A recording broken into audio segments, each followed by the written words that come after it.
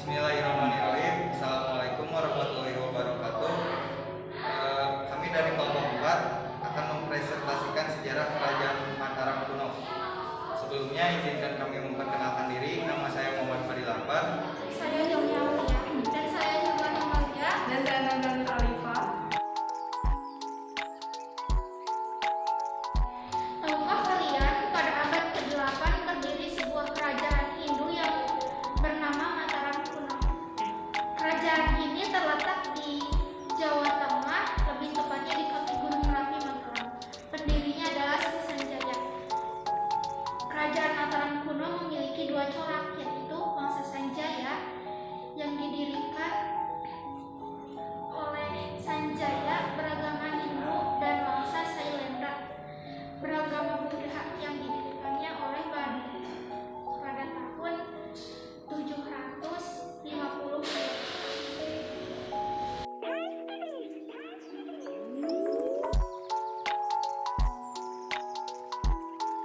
Kerajaan Mataram kuno merupakan pewarisah kekuasaan atas tanah Jawa, menggantikan kerajaan Kalingga, sehingga kelanjutan kekuasaan tersebut berlangsung tanpa adanya banyak konflik.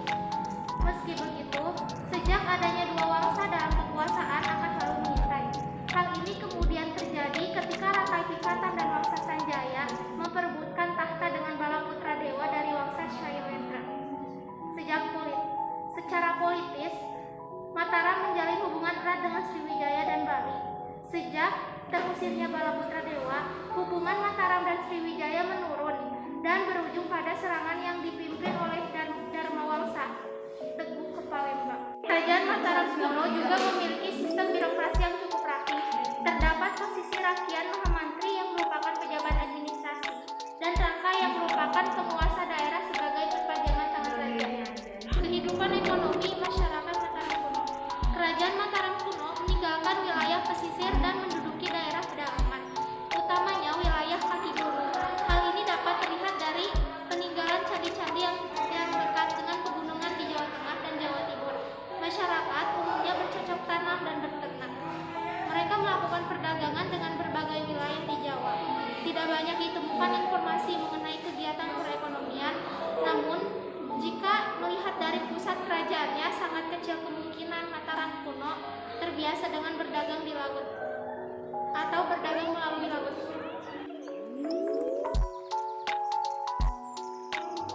Masa kejayaan Kerajaan Mataram kuno yang pertama, Raja Sanjaya sebagai pemimpin pertama Mataram kuno yang membangun fondasi kerajaan yang mampu menerima berbagai kalangan agama.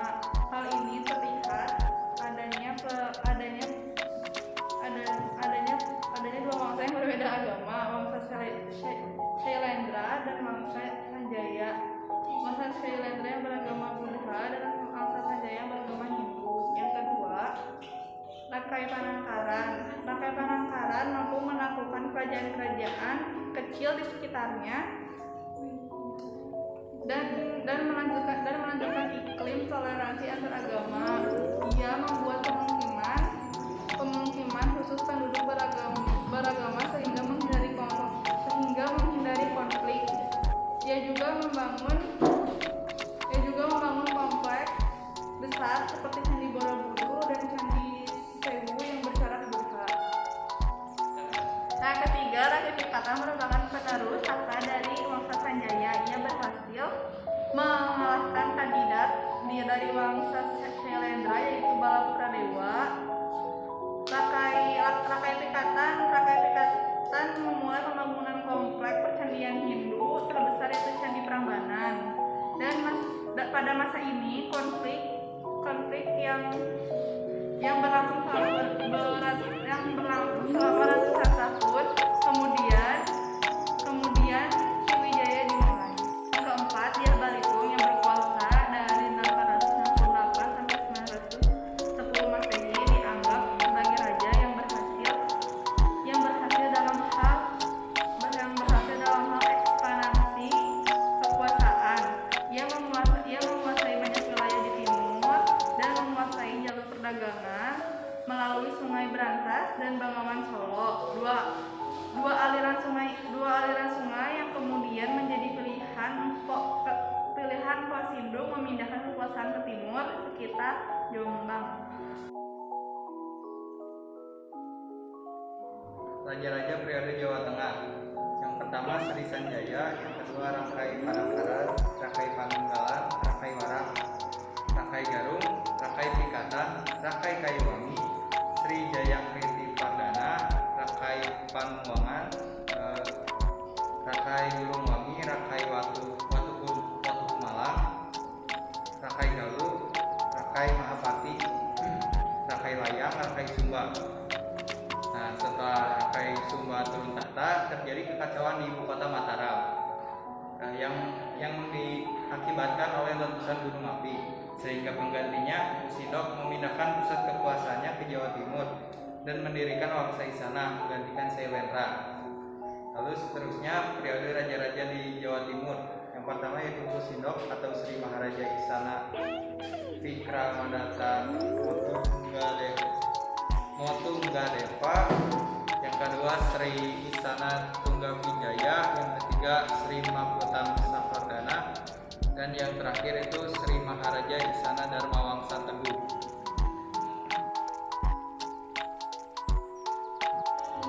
Runtuhnya Kerajaan Mataram kuno. Runtuhnya Kerajaan Mataram kuno berawal dari persaingan Rakai Pikatan dari Sanjaya dan Balaputra Dewa dari Sailendra, yang berkembang menjadi perseteruan atau persaingan turun-temurun antara Mataram kuno dan Sriwijaya. Persaingan kedua kerajaan ini sebetulnya dilatar belakangi oleh kepentingan untuk menguasai kawasan Selat Malaka.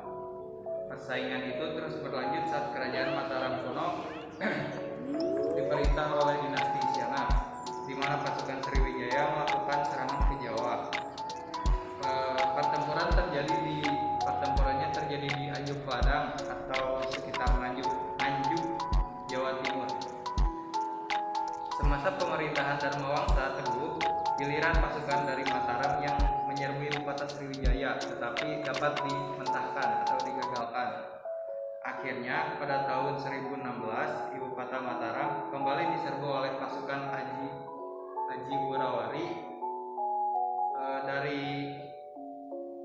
dari Warak atau Sekutu Sriwijaya, dan kali ini serangan tersebut tidak dapat dibendung, sehingga serangan tersebut memporak-porandakan, sehingga istana Mataram kuno porak-poranda dan Dharma Wangsa tewas, dan menandai berakhirnya kerajaan Mataram kuno. Kerajaan Mataram kuno memiliki beberapa peninggalan, di antaranya Candi Prambanan, Candi Borobudur, Candi Kalasan, Candi Klawasan, Prasasti Kalasan, dan Prasasti Canggal. Terima kasih. Cukup sekian presentasi sejarah kerajaan Mataram kuno. Mohon maaf apabila ada kekurangan. Wassalamualaikum